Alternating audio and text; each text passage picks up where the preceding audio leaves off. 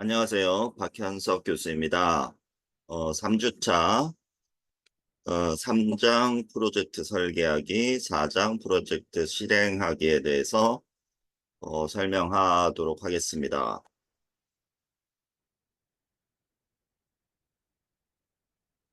자, 여러분들이 지금 이 원래 차례는 이제 작년까지는 학기 초에 이제 팀을 만들었다고 얘기를 했었는데, 올해는 이제 이 과목의 팀 프로젝트 비중을 20%로 좀 줄였고요.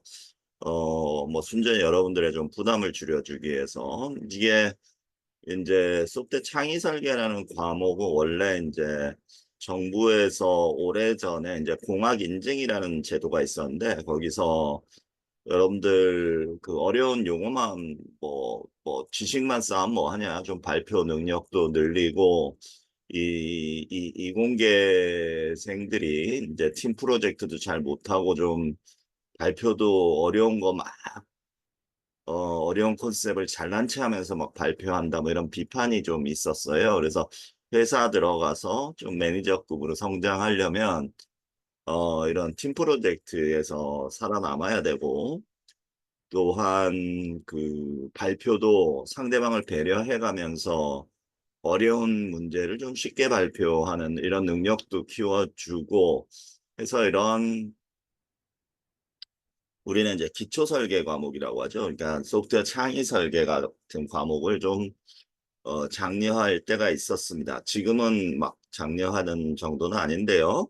그래서 이 과목이 그래서 컴퓨터 공학과에서는 그동안 계속 한 15년, 20년 동안 계속 진행되어 왔었고요. 여러분들이 이제 소프트웨어에 입문할 때 이 과목을 좀 들으면서 먼저 맨날 그 프로그래밍만 할 게 아니고 좀 먼 산을 보자. 그러니까 나무만 보지 말고 숲을 보자 이런 취지에서 만들어졌기 때문에 앞에 일부의 내용은 여기 이 지금 우리 교재 보조 사이트에 보면 일부의 내용은 이와 같이 문제 중심 학습 방법이 뭔지, 그다음에 소프트웨어 개발 프로세스가 뭔지, 또는 그 전문 용어를 서로 한 1분씩 발표하기 뭐 이런 내용들이 앞부분에 들어갔었습니다. 근데 여러분들 좀 부담을 줄여주고자 이거를 다 뒤로 밀었다고 뭐 여러 번 얘기했는데 아직도 여러분들 잘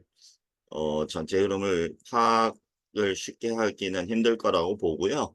그래서 이번 주에도 하여간 요 지금 팀워크, 팀 프로젝트에 관한 얘기를 하는데 그게 이제 나중에 뭐 9주차 이후부터 시작하는 활동일 망정 원래는 이제 앞부분부터 이제 시작하는 그런 내용이라고 생각하고 좀 들어주면 이해가 빠를 것 같습니다. 먼저 이 3장에서 얘기해주고 싶은 거는 이 소프트웨어를 이제 팀으로 개발할 때 혼자 개발하는 게 아니죠. 회사 들어가면 여러 사람들이 이제 서로 커뮤니케이션 해가면서 혼자 뭐 몇백만 줄, 몇천만 줄의 이 코딩을 할 수는 없잖아요. 그래서 뭐 팀원들끼리 의견도 잘 맞아야 되고, 다른 팀들과의 의사소통도 잘 돼야 되고, 뭐, 그래서 도대체 이렇게 방대한 소프트웨어 프로젝트, 뭐 은행권의 소프트웨어 이런 거, 뭐 비행기 소프트웨어 작성하는 것도요. 여러분들은 지금 소프트웨어 그러면 와 되게 싸구려라고 생각하는데 비행기 개발할 때 하드웨어, 뭐 항공, 우주항공 물질 뭐 이런 거 개발하는데 예를 들면 R&D 비용이 반이 들어가면 소프트웨어 개발하는데 반이 들어가요. 거의 똑같아요. 그러니까 자동차도 요새 마찬가지입니다. 자동차 안에 들어가는 이제 그 소프트웨어들이 워낙 많아서 뭐 컴퓨터만 해도 인베디드 컴퓨터라는 것만 해도 막 50개씩 들어가고 이러기 때문에 점점 이제 이 여러분들도 하드웨어와 소프트웨어의 차이점을 좀 알기 시작해야 되고 이 눈에 보이지 않는 소프트웨어가 얼마나 지금 큰 역할을 하고 있는지 더군다나 인공지능 지금 4차 산업혁명 시대이기 때문에 그 비중은 점점 커질 거라는 것을 잘 이해하면서 이런 대형 프로젝트를 나중에 사회 나가서 할때 도대체 어떤 식으로 개발을 하는지 그 프로세스가 어떻게 되는지를 이해시키는 챕터라고 생각하면 되겠습니다. 그래서 소프트웨어 개발, 생명주기 작성하기, 페르소나 설정하기, 소프트웨어 개발 프로세스 모델 선정하기. 그래서 이런 모델들이 어떤 게 있는지 이런 것들을 좀 알아보는 챕터라고 생각하면 좋을 것 같고요. 그래서 소프트웨어 개발 생명주기는 이제 뭐 가장 쉽게는 어떤 계획을 하고 그다음 개발을 해야 되겠죠. 임플리멘테이션 그러니까 소프트웨어 야 이렇게 만들자 하고는 실제로 이제 코딩을 해야 될 거고 여러분들은 이런 일을 안 해도 되죠. 그냥 여기서는 이제 아이디어만 여러분들이 설계해내면 되는 거니까 그다음에 이제 마케팅 같은 것도 하고 뭐 이런 당연한 디자인 프로세스의 3단계를 기본적으로 거치기는 하지만 조금 더 이제 우리가 자세히 보자는 거죠. 그래서 소프트웨어 개발만의 좀 특성이 뭐가 있는지. 그 소프트웨어 개발할 때 굉장히 중요한 포션 중에 하나를 차지하는 게 눈에 보이는 거예요. 그래서 UX, UI, 유저 인터페이스라고 하죠. 사용자 인터페이스와 유저 익스피리언스 디자인, UX 디자인, 그래서 모양이 어떻게 되는지 뭐 이런 것도 중요하지만 그 활용성이나 뭐 다양한 그 반응과 행동들 같은 경험을 통체적으로 설계하는 것 이런 UX 같은 것도 굉장히 중요하게 여겨집니다. 그래서 개발할 때 그냥 혼자 개발하면 안 되고요. 사용자들이 이거를 지금 어떻게 구성하냐가 굉장히 중요해요. 여러분들 별거 아니라고 생각하는데 여러분들 그 소프트웨어 사용해 보면 알 거예요. 아, 이거 되게 불편하다.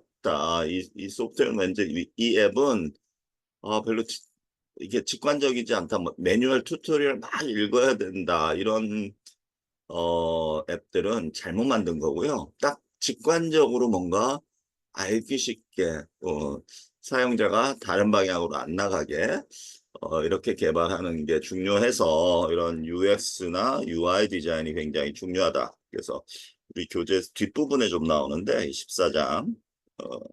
그래서 이런 컨셉도 중요하고요. 일반적으로 소프트웨어 개발 생명 주기는 여러 뭐 6단계, 7단계 뭐 이렇게 나누는데 일반적으로는 이렇게 7단계로 나눕니다. 그래서 계획을 하고 요구 분석하고 그러니까 뭐가 필요하다. 그러니까 여러분들 needs and objective처럼 그다음에 설계하고 개발과 구형, 코딩을 직접 하고 코딩 한 번 하면 끝나는 게 아니죠.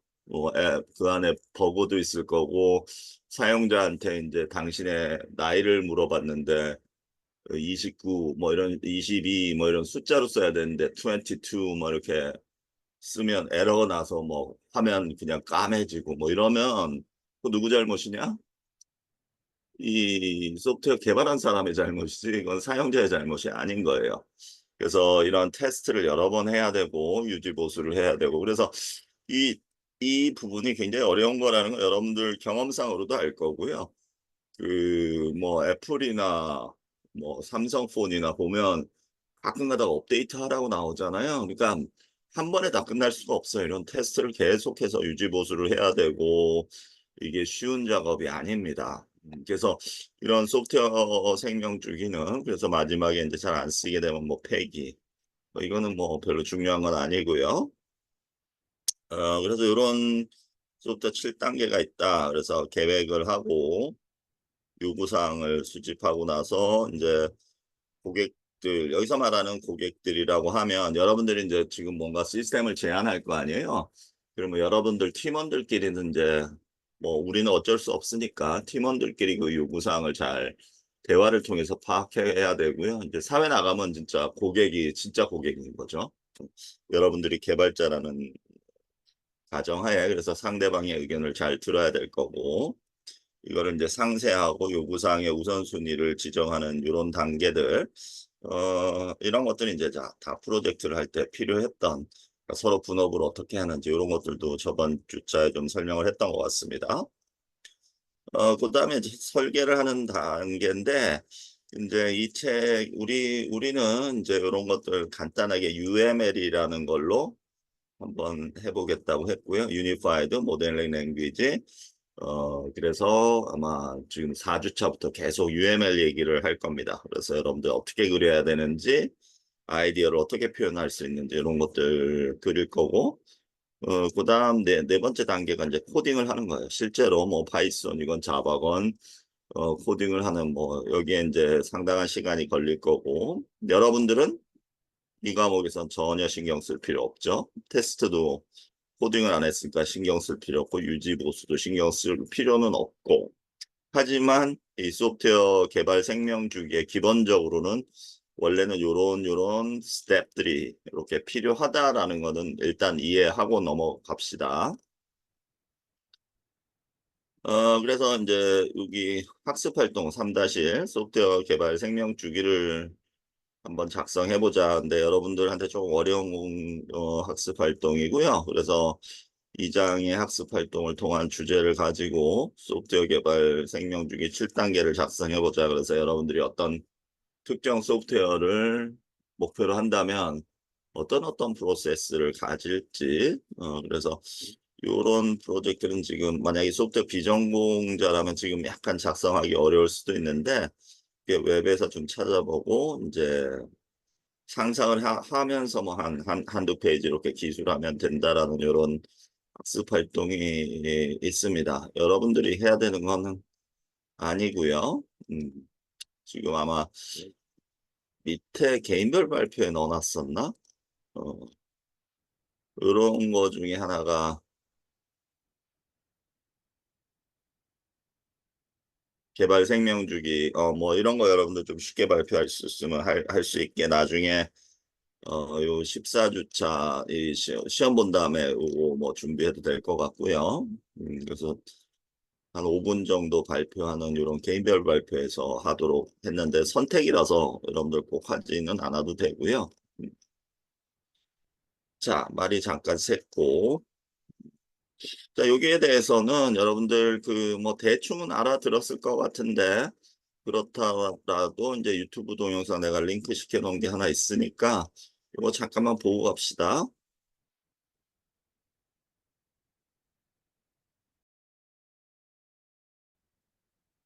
이 동영상이 약간 긴데 한번 편안한 마음으로 이게 애니메이션이기 때문에 여러분들 이거 사실 이 소프트웨어 디벨롭먼트 라이프 사이클과 굉장히 중요한 컨셉이기는 하고요.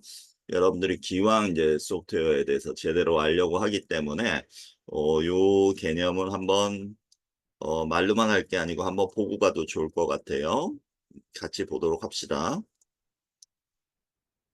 Meet Adam, an aspiring entrepreneur.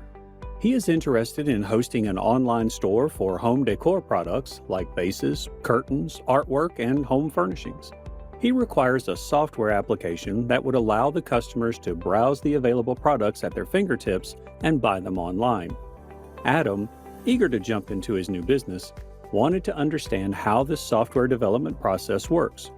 To start with his business idea, Adam meets his cousin Mark, who is a software developer and a good one at it. He pitches his idea and asks his cousin to help him design an online business application. Mark explains to Adam the way of designing the best online shopping application. We need to understand the working of the software development lifecycle, also known as the SDLC. It involves distinctive phases to initiate the software production based on the client requirements. Further, Mark briefs Adam about the 6 crucial phases of SDLC in designing any software application: planning requirements phase, requirement analysis phase, designing phase, implementation phase, testing phase, deployment and maintenance phase. The development team will commence production post agreeing on the terms and conditions discussed between the client and the development team. 이제 소프트웨어 디벨롭먼트 라이프 사이클은 요 교재에 있는 것처럼 이렇게 7단계로 하기도 하지만 약간씩 거의 비슷한 컨셉인데 여기는 약간 다르게 되어 있기는 해요. 근데 플래닝하고 요구사항 분석하고 디자인하고 구현하고 코딩하는 거죠. 그 다음에 이제 코딩 제대로 된 테스팅하고 그 다음에 이거를 이제 배치를 한다고 하죠. 이거를 서버 컴퓨터에 소프트웨어 넣고 설치하고 또 클라이언트 컴퓨터에 소프트웨어 설치하고 뭐 이런 식으로 여러 개의 컴퓨터에 어떻게 내가 작성한 소프트웨어를 분산 배치할지 뭐 이런 것들도 이제 플랜을 해야 되고 뭐 폐기 같은 건 지금 여기에 안 들어 있고요.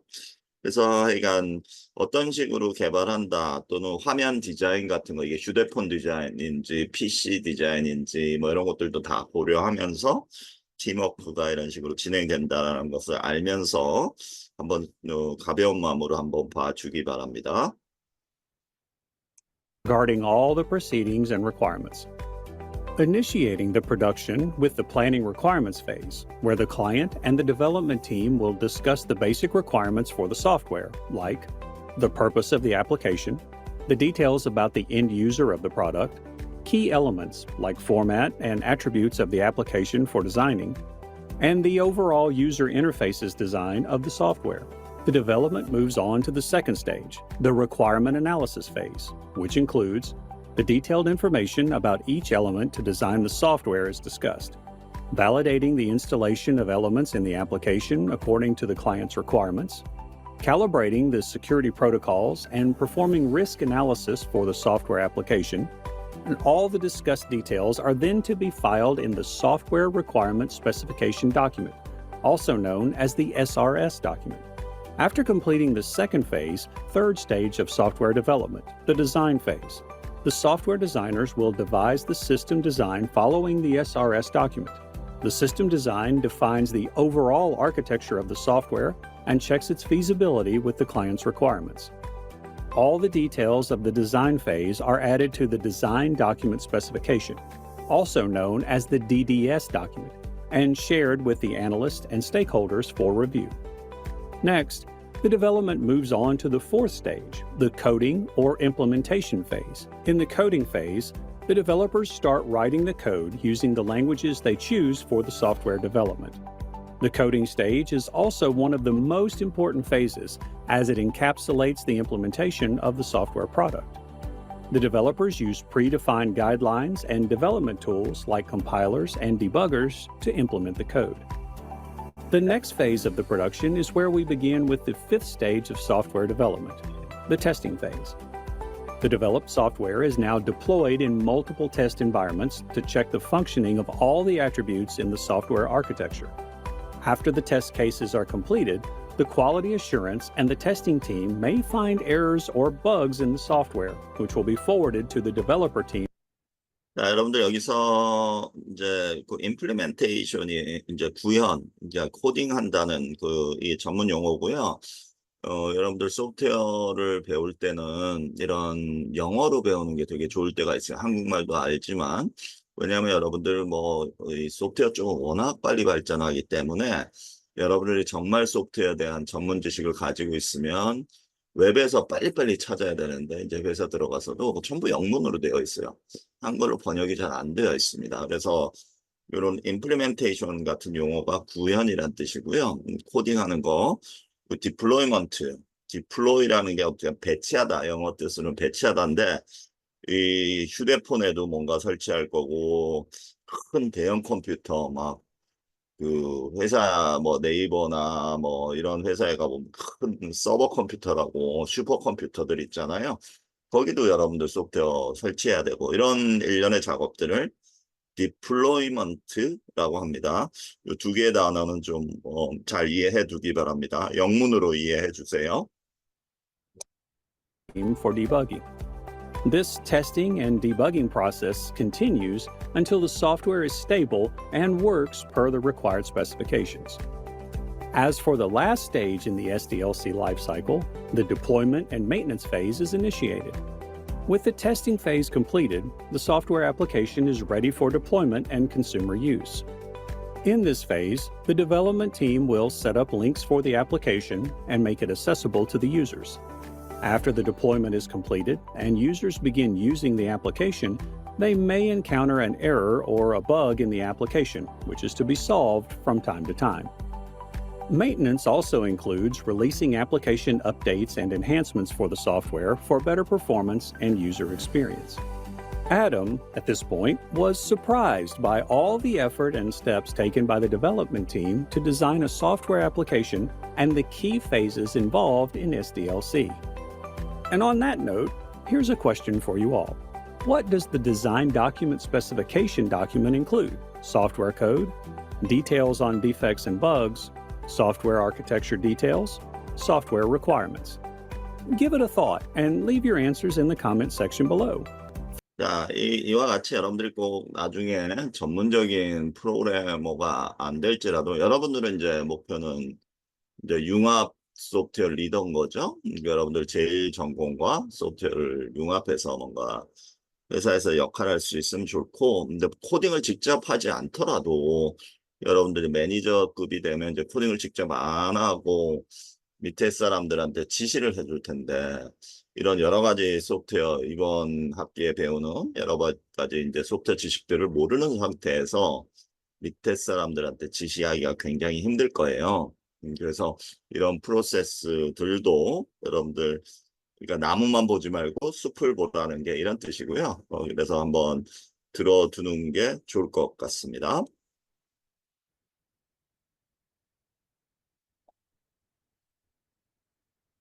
자, 그 다음에 여러분들 이제 소프트웨어를 개발한다 또는 기말 프로젝트를 한다. 이게 소프트웨어를 개발한다라기보다는 이제 기말 프로젝트를 한다라고 내가 표현을 할게요. 여러분들이 어떤 주제를 잡을 때, 아, 나는 이런 거를 하고 싶어. 이제 학교일 수도 있고, 뭐 10년 뒤에 여러분들이 학교에서 어떤 변화가 일어날지, 어떤 시스템으로 이런 게 구축될지, 이런 거를 상상하는 과정에서는, 이거는 일반 비즈니스에서 자주 나오는 말이지만, 페르소나라는 게 있습니다. 그러니까 여러분들이 어떤 시스템을 개발할 때는 학생들을 위한, 20대 학생들을 위한 시스템을 개발할 때도 있고요. 또 그 장년층을 위해서 뭐 5, 60대 뭐 이상 되는 분들을 노년층을 위해서 개발할 때도 있고, 이거를 뭐 20대도 좋아하고 60대도 좋아하는 어떤 뭐 시스템을 개발하는 게 아니란 말이에요. 그때 어떤 특정 군을, 특정 그룹을 딱 설정해서 소프트웨어를 개발하기 위해서는 이게 페르소나라는 개념이 있고요. 그래서 가상의 인물에 대해서 연령, 성별, 직업, 취미, 성격, 좋아하는 것과 싫어하는 것 등을 이제 묘사하는, 거기에 따라서 이제 여러분들 설계할 때 이런 것들은 이제 페르소나 설정하기라고 하고요. 책에서는 이제 샘플로 26세 정도의 남성이고 대학원생이 뭔가를 할 때 어떤 것들을 필요로 하는지 이런 것들을 이제 분석하는 내용들이 좀 있습니다. 그래서 여기에 이제 그 우리의 페르소나 모델에서 페르소나 얘기해서 프로필이 뭔지, 동기부여, 뭐 여기는 아마 책에 나온 예제에서는 커피숍을 얘기하는 것 같고요. 뭐 동기부여, 그 다음에 커피를 사기 위해 오래 기다리는 거, 이런 것들이 이제 불마상, 이게 이제 니즈인 거죠. 그 다음에 오브젝티브는 이거를 이제 좀 빨리 찾고 스마트폰을 이용해서 주문하려고 한다. 이런 니즈와 오브젝티브가 이 페르소나를 위해서 이제 만들어진다. 그래서 여러분들도 뭔가 팀원들과 브레인스토밍을 할 때는 어디서부터 출발할지 모르잖아요. 그러면 일단 이 페르소나부터 정의해서 좀 뭔가 구상해 보면 빠른 접근을 할 수 있을지도 모르겠습니다. 그래서 뭐 여기 학습활동, 뭐 책에 있는 학습활동이니까 여러분들이 다 해야 되는 건 아니고, 한번 이 캠퍼스 내에서 카페 사장이 여러분들한테 이제 웹사이트 디자인을 좀 의뢰했다고 했을 때 어떤 요구사항으로 할지, 뭐 타겟층은 누구로 할지, 뭐 등등을 해서 아이디어를 한번 써봐라. 이게 뭐 이런 학습 활동도 있고요. 아마 무슨 말인지 잘 이해하고 있을 것 같습니다. 자, 그 다음 요 3.3은 이제 소프트웨어 개발 프로세스 모델을 설정하는데, 아까 7단계 SLDC 모델이 있었잖아요. 근데 기본적이긴 한데 그게 과연 맞느냐는 거죠. 그렇게 하면 되느냐. 그래서 여기 이제 포커스 모델 하나, 애자일 모델이라는 거 둘, 프로토타이핑 모델 이 세 가지를 좀 논해 보고자 합니다. 이 차이점들이 뭐고 이게 소프트웨어 개발에서 왜 이렇게 여러 가지 모델이 나왔는지 여러분들 이해를 해내는 것도 중요할 것 같아요. 먼저 폭포수 모델은 워터폴 모델이라고요. 이렇게 약간 그 그림이 이 폭포수가 떨어지는 것 같잖아요. 이렇게. 그래서 이거를 이제 워터폴 모델이라고 하고요. 이거는 여러분들이 잘 이해하는 겁니다. 그러니까 아까 7단계처럼 아, 계획 다 끝났어. 완벽하게 요구사항 했으면 그다음 설계해. 아, 설계 다 했으면 그다음 구현해. 구현 다 했으면 테스트해. 요렇게 딱딱딱딱 이제 여러분들 한 학기 여러분들 시험 공부하듯이 이렇게 지나가는 거 요게 이제 포커스 모델이고 이게 가장 기본적인 모델입니다. 근데 여기 이제 미리 한번 얘기를 하면 이거는 아무도 잘 안 써요. 이거 워터폴 모델은 소프트웨어 개발에서는. 왜냐하면 요구사항의 구체적인 정의가 굉장히 어렵고요. 이 뭘 쓰다가 보면 항상 부족한 게 있어요. 그래서 이거는 한번 딱 지나가면 뒤로 백업을 못 해요. 그러니까 이 모델은 거의 안 씁니다. 그래서 주로 이제 그 뒤에 많이 쓰이는 게 애자일 모델, 뭐 영어로는 민첩한이라는 뜻이죠. 애자일 모델은 이런 변화 불확실성이 특정인 프로젝트 환경에서 효과적으로 작업을 수행하기 위해서 개발됐고요. 이와 같이 쭉 해서 끝나면 완성 이렇게 되는 게 아니고요. 누가 지금 처음부터 요구사항을 잘 분석할 수 있으며 프로그램 설계를 잘 할 수 있어요. 마치 우리 저번 주차 얘기했던 것처럼 프로블럼 베이스 러닝에서도 이제 사이클을 도는 것처럼 이와 같은 구현, 시험, 유지보수 뭐 이런 것들이 이제 사이클이 계속 돌아가면서 아 처음에는 캐치 못했던 것들을 여기 지금 구현 다 했어요. 이제 코딩 다 했으면 그게 끝이냐? 그게 아닌 거죠. 또 뭔가 테스트를 해보니까 또 이상해. 그러면 유지보수하고 다시 계획을 잡아서 또 하고 또 하고 이게 이제 애자일 모델이라는 거고요. 이거는 굉장히 많이 쓰이는 모델입니다. 그래서 여러분들 지금 워터폴 모델과 이 애자일 모델 이건 잘 비교할 수 있을 듯 하고요. 듣고 보니까 이제 워터폴 모델은 안 될 것 같죠, 그죠? 당연히 애자일 모델로 한 번에 누가 천재가 아닌 이상은 완벽한 소프트웨어를 어떻게 구현할 수 있겠어요. 계속 그러니까 자꾸 업그레이드가 되는 거고요. 버전 1, 버전 2, 버전 3, 뭐, 알파 버전, 베타 버전 이렇게 나오는 이유가 다 이런 이유입니다. 한 번에 할 수 있는 사람 거의 없어요. 음. 그래서 이런 폭포스 모델과 애자일 모델 뭐 여러분들 비교도 좀 해봐도 좋을 것 같고 내가 하는 설명을 들었기 때문에 이게 이제 폭포수 모델이나 애자일 모델에 어떤 차이점이 있는지는 잘 이해했으리라고 생각을 합니다. 요 용어 애자일 모델 이런 거 좀 잘 외워두고요. 워터폴 모델, 폭포수 모델도 이 소프트웨어 개발할 때 애자일 모델, 폭포수 모델 또 아까 하나 더 있었죠. 기억하는 사람 있을지 모르겠는데 프로토타입 모델. 그래서 그다음 이제 모델이 이제 프로토타이핑 모델이고요.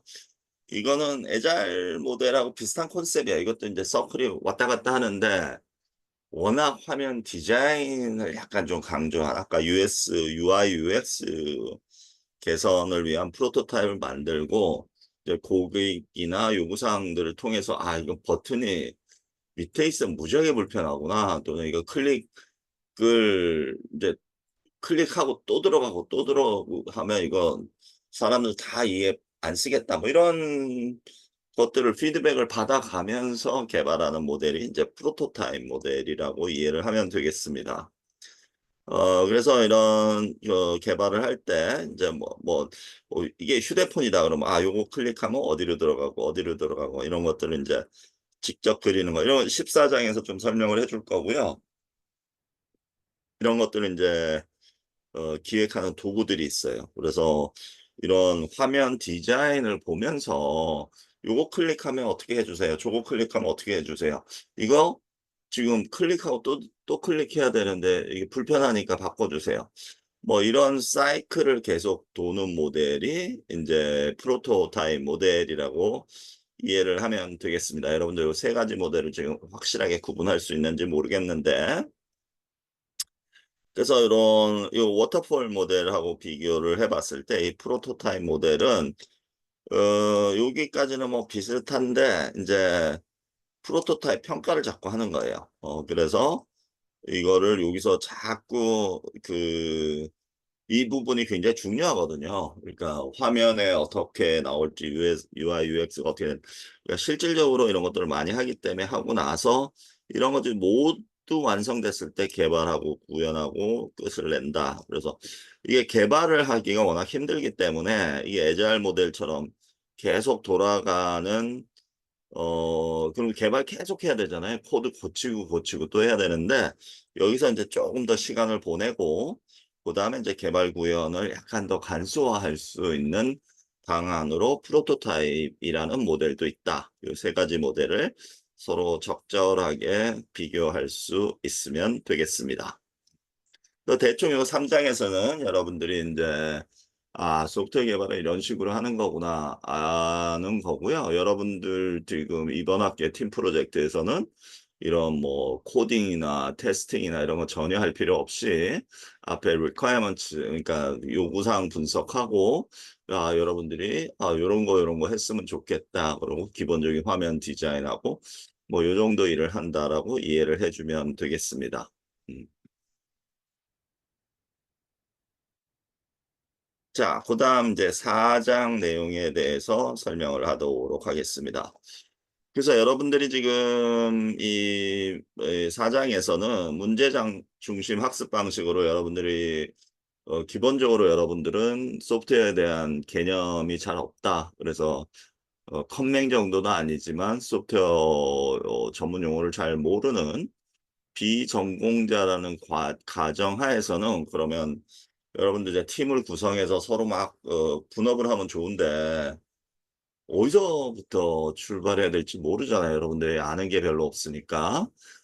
그러니까 이 프로블럼 베이스 러닝처럼 이렇게 서클을 많이 돌아가도 되는데 아무리 그렇더라 하더라도 지금 우리가 추구하는 이 전문 용어 중에 한 서너 가지는 좀 내가 여기서 이제 이 책에서 말하는 거는 이제 시드 지식, 시드 머니처럼 시드 지식을 좀 심어주기 위해서 이 챕터를 지금 만들었습니다. 그래서 센서는 알아야 될 것 같고요. 인풋이 뭐다? 그러니까 맨날 여러분들 키보드에 코딩하면 키보드로 하는 것만 인풋이라고 생각하는데 센서들 이런 것들의 개념을 알면 훨씬 더 여러분들의 시야가 넓어지고 프로젝트 아이디어가 풍부해질 거고요. 그 다음에 인베디드 시스템이 뭔지 그래서 여러분들 컴퓨터를 써야 되는데 맨날 PC만 생각하잖아요. 여러분들 컴퓨터. 근데 사실은 이 세상의 모든 것들 중에 컴퓨터로 간주될 수 있는 게 굉장히 많다라는 걸 알면 훨씬 더 여러분들 프로젝트 아이디어를 내기가 쉬워질 거고요. 그 다음에 여러분들 맨날 프로그래밍 그 실습 과목에서는 하나의 PC, 여러분들 눈앞에 있는 PC에서만 자꾸 코딩을 하는 연습만 했을 텐데 사실은 네트워크, 그러니까 뭐 당연하겠지만 휴대폰과 휴대폰도 사실은 이 컴퓨터란 말이에요. 휴대폰 안에서 모든 일이 일어나냐 그것도 아니고 서버 컴퓨터 어떻게 커뮤니케이션 하는지 와이파이나 또는 광대역 네트워크로 어떻게 연결되는지 이런 것들 좀 알아야 될 것 같고 서버 클라이언트 그러니까 여러분들이 늘 다루는 컴퓨터는 클라이언트 컴퓨터라고 해요. 그래서 고객 컴퓨터고 서버 컴퓨터는 각 회사에 있는 슈퍼컴퓨터들을 의미합니다. 그래서 이런 서버 클라이언트의 개념도 좀 알아보자 하는 게 4장의 목적이에요. 그래서 문제중심 학습 방식에서는 좀 더 심화된 전문 용어를 튜터가 가르쳐 주지 않고 튜티들이 스스로 자꾸 이해해야 될 때가 많고요. 그래서 이 책은 내가 이제 얘기했던 것처럼 이 책이 굉장히 집필하기가 어려웠던 게 이런 전문 용어를 다 내가 설명해 줬으면 뭐 몇백 페이지, 700페이지, 800페이지 됐을 것 같고요. 이 책이 추구하는 것은 문제중심 학습 방식입니다. 그래서 학기 초에 여러분들이 팀을 구성해서 아직 회의록이나 뭐 이런 걸 작성할 필요는 없지만 그 친한 사람들끼리 팀원을 4명을 구성했다면 뭐 이런 전문 용어들 같이 찾아보자 하든지 뭐 그러면 8주차까지 기다릴 필요 없이 상당한 지식들이 쌓일 거다. 그리고 여러분들 팀 프로젝트 하기가 좀 수월해질 거다. 이런 목적이기 때문에 이게 서로 간에 이제 그 조사를 어떻게 할지 또는 이런 어려운 용어들을 어떻게 발표할지 뭐 이런 것들에 대한 고민을 하게 하는 그런 책이라고 생각하면 되겠습니다. 그래서 이 소프트웨어 프로젝트를 여러분들이 수행할 때는 센서, 임베디드, 네트워크, 서버, 클라이언트 요 4가지 개념은 여기서 내가 간단하게 설명해 줄 거고요. 반복적으로 얘기하지만 이 사장의 목적은 튜터들이 좀 더 심화된 전문 용어를 검색하고 이해해야 될 때 시드 전문 지식으로 활용할 수 있게 하기 위함입니다. 먼저 첫 번째 개념, 센서라는 것은 여러분들이 맨날 키보드만 생각을 했을 텐데, 사실 입력이라는 거, 예를 들면 스마트 농업도 그렇고, 뭐, 요새 다양한 시스템들이 나오는데, 거기에는 항상 인풋으로 들어온 게 키보드가 달려있지 않아요. 그런 사물 인터넷이라고 하죠. 그런 데는 이제 이런 센서들이 엄청나게 많은 센서들, 온도를 측정하는 센서. 온도에서는 이제 이게 32도 이런 숫자가 주어지는 거죠. 이제 컴퓨터에 전달될 이런 숫자들이 주어지는 뭐 압력 센서도 있고 여러분들 휴대폰만 해도 엄청나게 많은 센서들이 있어요. 그래서 이런 것들을 한번 조사해 보자는 거고, 이 책은 이제 학교에서 일어나는 일들을 위주로 하기 때문에 뭐 도서관이나 강의 녹화 시스템 뭐 이런 데서 여러 가지 어떤 센서들이 있을지 이런 알아보는 이런 내용들이 학습 활동으로 나와 있고요. 여기 이제 일상생활 속 센서 찾기에서 이 학습 활동으로 내주는 건데 요것도 아마 발표로 내가 이게 선택으로 할 수 있게 여러분들 해놨을 거고요.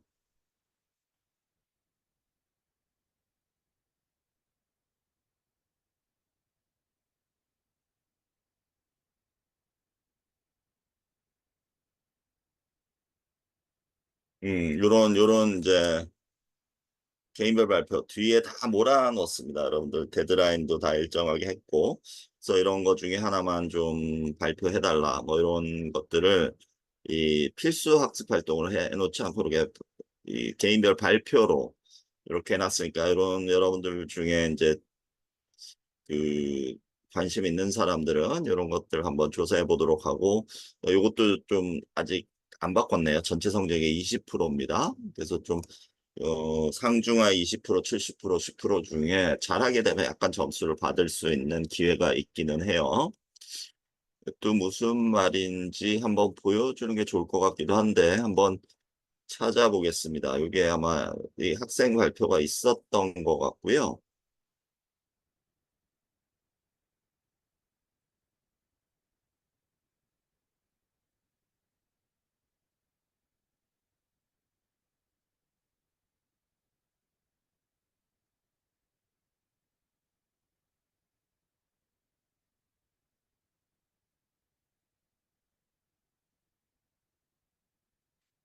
지금 요거였던 것 같은데 이게 학생 발표 중에 하나를 내가 샘플로 올려준 것 같습니다. 이거 한번 봅시다. 뭘 하는 건지 여러분들 개인별 발표 한번 보도록 하겠습니다. 안녕하세요. 모바일 폰 내 센서에 대해서 발표하게 된 전유진입니다. 먼저 모바일 폰 센서의 기능으로는 가속도계, 자이로스코프, 광센서, 지문인식 센서 등이 있습니다. 소리가 조금 작은 게 센서를 감지하고 단점인데요. 이거 모바일에 조금 키워서 보관해두며 들어야 상태의 될 것 변화를 같아요. 복원해준다는 장점이 있습니다. 먼저 가속도계입니다. 가속도계가 모바일 폰에서 활용되는 방식은 화면 회전과 헬스 앱, 게임 등 다양한 어플리케이션에서 사용됩니다. 지금 GIF에서 보이듯이 화면을 회전하는 것을 저기 달린 용수철을 통해서 감지를 해줍니다. 그리고 가속도계 센서의 역할로는 폰의 움직임과 방향을 감지하여서 화면을 회전하는 데 사용이 되고, 그리고 게임 및 걸음수 측정에 활용된다고 합니다. 두 번째로는 자이로스코프입니다. 자이로스코프는 앞에서 회전 속도를 측정한 것과는 조금 다르게 AR, VR 등에 활용된다고 합니다. GIF에서 보이는 것처럼 이렇게 핸드폰을 왔다 갔다 할 때 VR처럼 실제 공간에 있는 것처럼 옆을 볼 수 있습니다. 그 다음에 게임, 가상현실 체험, 보행자, 내비게이션 등에 이용된다고 합니다. 구글 맵스에도 있습니다. 다음으로는 광 센서입니다. 광 센서는 주변의 밝기를 감지하여 화면 밝기를 조절하고 에너지 효율을 향상해 줍니다. 스마트폰에 있는 자동 밝기 조정 기능이 그 예입니다. 자, 이 학생이 되게 발표를 잘하기는 했고, 이 발표도 정말, 이 정도면 뭐 굉장히 잘한 건데요. 다만 이제 이 음성 녹화가 조금 목소리가 작죠. 그래서 이런 것들도 나중에 여러분들 발표할 때 이런 음성의 크기 이런 것들도 약간은 좀 신경 쓰면 좋을 것 같습니다. 생각보다 소리가 잘 안 들리네요.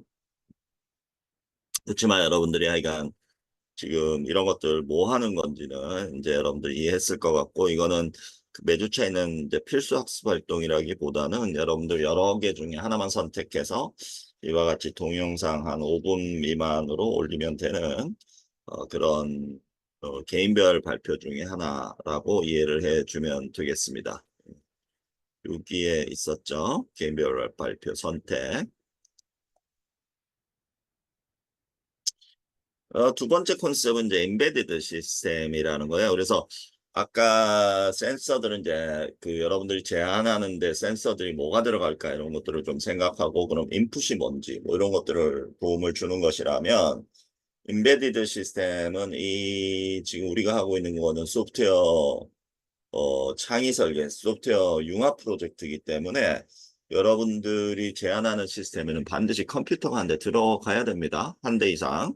근데 여러분들은 이제 PC만 생각하면 이제 주제가 팍 줄어드는 거예요. 그러면 근데 이 인베디드 시스템을 이제 콘셉트만 알면 이거는 이제 무한대로 그 주제가 넓어집니다. 그러니까 인베디드는 영어로 이제 파묻다, 박아넣다 이런 뜻이고요.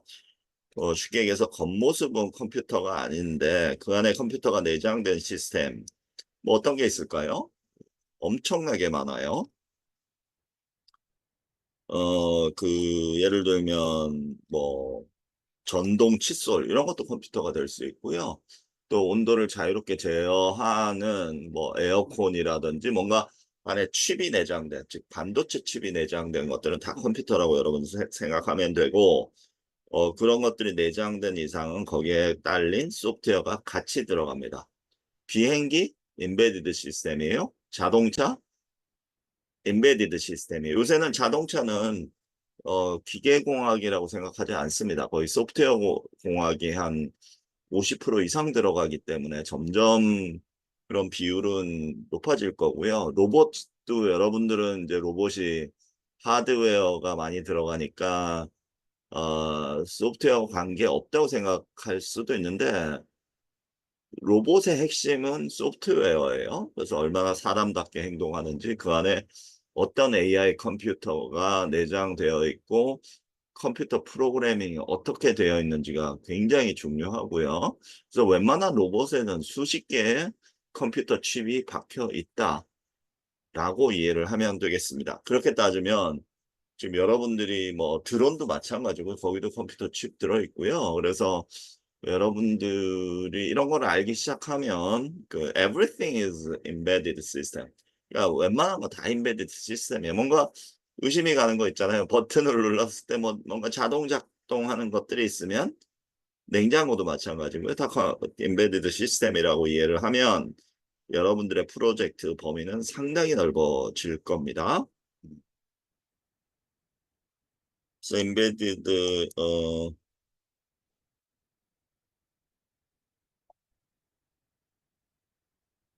그래서 인베디드 시스템은 어떤 장치가 다른 시스템에 의존하지 않고 독립적인 기능을 수행하는 것을 의미하는데 하드웨어나 소프트웨어가 다른 하드웨어나 소프트웨어 일부로 들어가는 내장형, 즉 PC 같은 게 아니고 내장형 컴퓨터가 들어가 있는 모든 시스템을 인베디드 시스템이라고 해서 뭐 웬만한 건 다 인베디드 시스템이라고 이해를 하면 되겠습니다.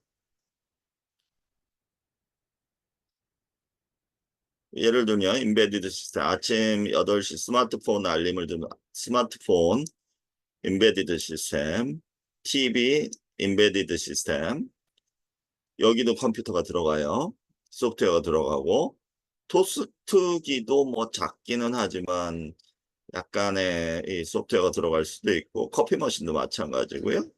화장실에서 전동 칫솔 이것도 인베디드 시스템이고 요새 뭐 버스에도 약간의 버스에 언제 도착하는지 이런 거 알려주는 것도 사실은 컴퓨터가 들어가 있는 거죠. 인베디드 시스템이에요. 뭐 여기 스마트폰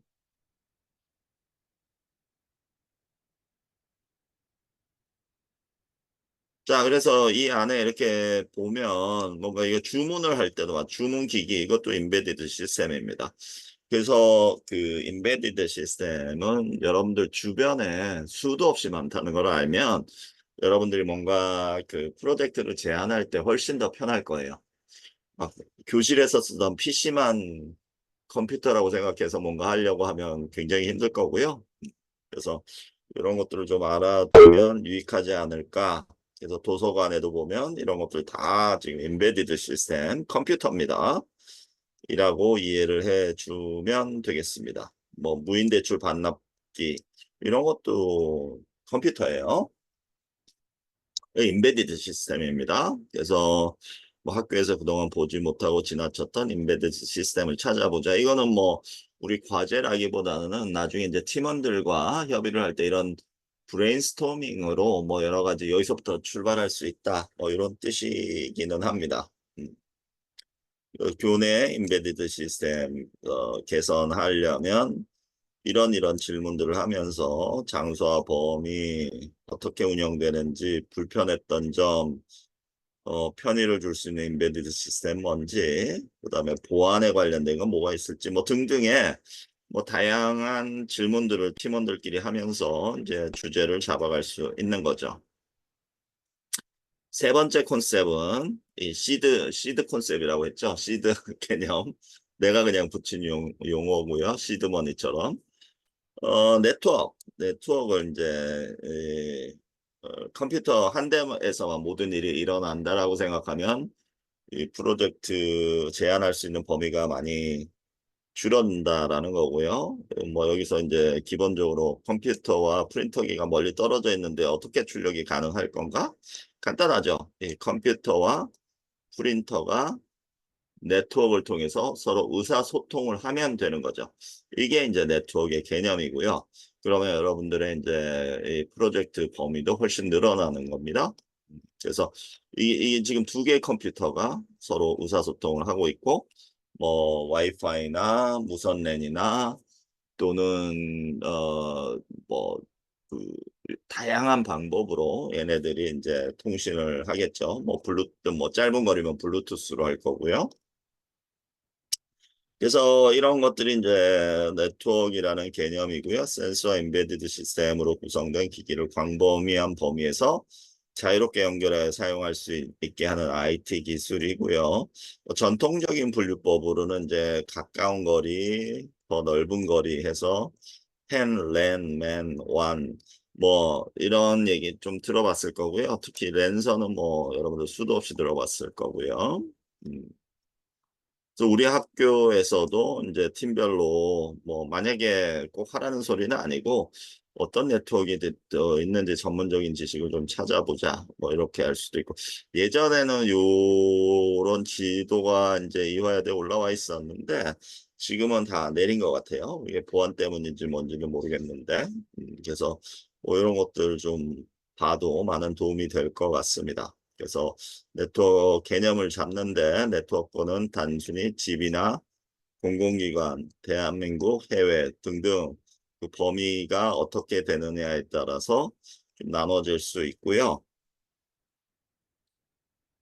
그다음에 마지막 네 번째는 이제 서버 클라이언트 개념이고, 서버 클라이언트 뭐 책에서는 그 이제 뭐 계단 올라갈 때 에너지 활용하는 거 뭐 등등 몇 가지가 나와 있는데, 서버 클라이언트는 네트워크하고 거의 비슷한 개념이고요. 다만 그 용어를 조금 더 알았으면 좋겠어서 내가 4.4에 집어넣은 거고, 이 쉽게 얘기해서 서버 클라이언트 간단한 게요. 서버는 회사에 있는 큰 컴퓨터를 그러니까 완전히 그 뭐 수천만 명의 요구를 한꺼번에 들어줄 수 있는 이제 슈퍼컴퓨터를 이제 서버라고 하고요. 학교에서도 이제 약간 중형급의 서버들은 곳곳에 있죠. 그러면 여러분들이 사용하고 있는 휴대폰, 이거 컴퓨터입니다. PC, 노트북 이런 것들이 이제 클라이언트 컴퓨터라고 하는 거예요. 얘네들의 특징은 파워풀하지 않습니다. 근데 뭔가 요구사항이 있으면 인터넷을 통해서, 여러분들이 쉽게 얘기해서 네이버나 구글을 통해서 뭔가 검색을 한다 그러면 옛날 한 10년 전만 해도 이런 학생들이 있었어요. 그 컴퓨터가 이제 휴대폰이 굉장히 성능이 좋아서 그 안에서 모든 거를 다 찾아준다라고 생각하는 사람이 실제로 있었습니다.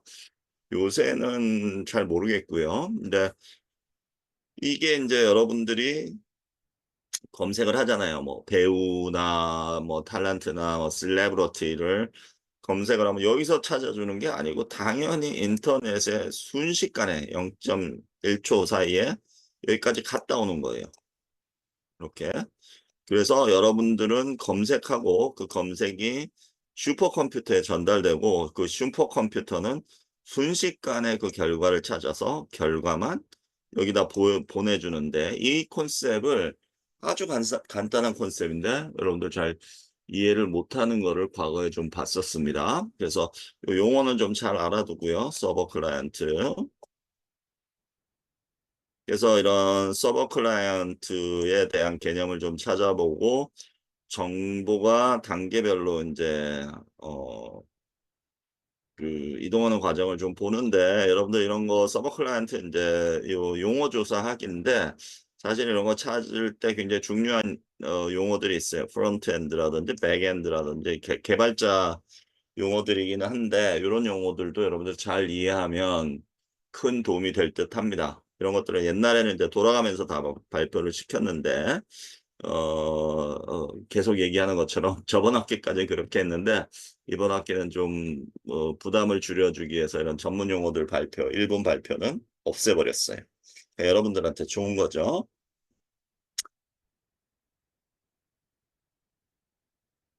자, 그래서 이런 서버 클라이언트를 이제 그림으로 표현하기. 그래서 이게 다 서버 클라이언트인데 이거를 이제 실제로 우리 학교에서 뭐 컴퓨터 서버가 어디 있고 클라이언트는 어디 있어서 어떤 식으로 통신한다, 뭐 이런 것들을 그냥 간단하게 기술해 주면 되는 이런 학습 활동도 있었습니다.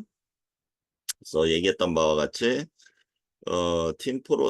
지금은 이제 전체를 일본 발표하는 것이 아니고 팀원들끼리 매주차 논의하면서, 이거 이 전문 용어 어려워 그러면 너는 이거 조사하고 너는 저거 조사하고 뭐 이렇게 해서 서로 이제 발표를 해보라라는 이런 학습 활동이 책에 있습니다. 이거 여러분들이 꼭 해야 되는 건 아니고요. 참고하십시오. 책의 구성을 알아야 되기 때문에. 자, 그래서 마지막으로 여러분들이 아마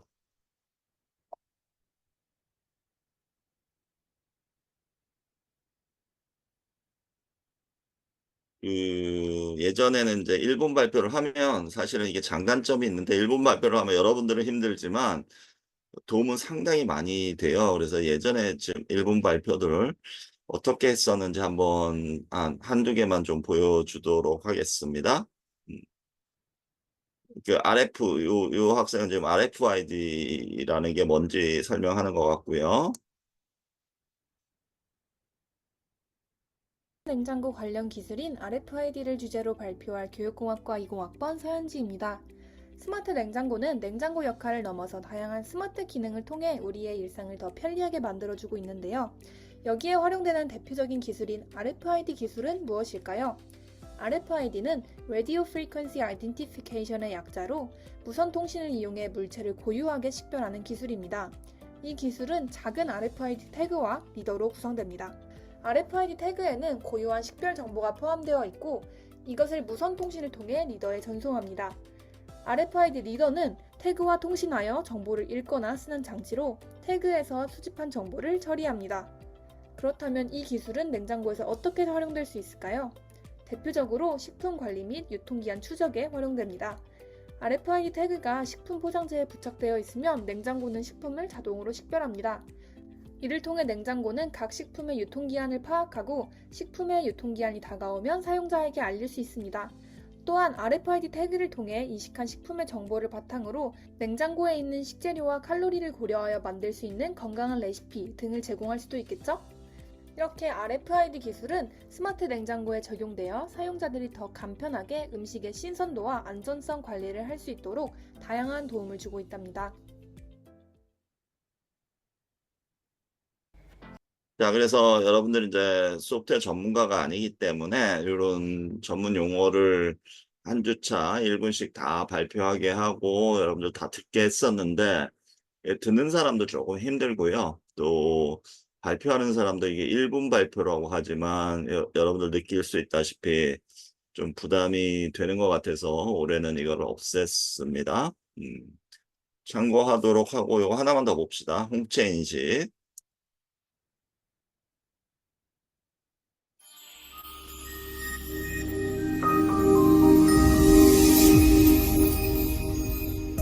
안녕하세요. 홍채란 눈의 수정체와 각막 사이에 위치하며 조리개처럼 외부로부터 눈으로 들어오는 빛의 양을 조절해주는 조직입니다.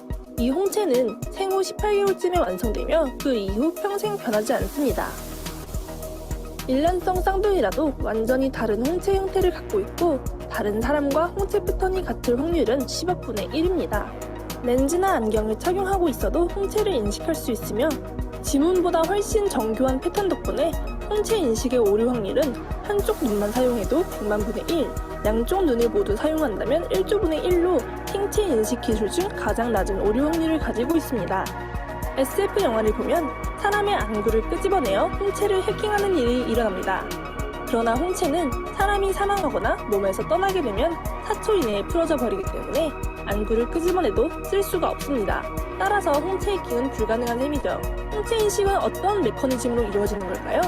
먼저 30cm 정도의 거리에 사용자의 눈이 인식되면 근적외선 LED로부터 빛이 나와 사용자의 눈을 비추고 이 적외선은 반사되어 카메라로 되돌아가 홍채를 인식합니다. 그 다음 홍채 인식 알고리즘이 이 홍채의 명암 패턴을 분석해 0과 1의 디지털 코드로 암호화합니다. 마지막으로 장치는 이 코드가 이미 등록되어 있는 코드와 일치하는지 확인하여 인증을 하게 됩니다. 이렇게 고도화된 홍채 인식의 암호 체계 덕분에 홍채 인식은 강력한 보안이 필요한 여러 분야에 쓰이고 있습니다. 심지어 이르면 내년부터는 인천국제공항에서 여권 없이 홍채 인식만으로 국제선 비행기 탑승이 가능해질 것으로 보인다고 하는데요. 앞으로 더욱 발전할 홍채 기술이 기대됩니다.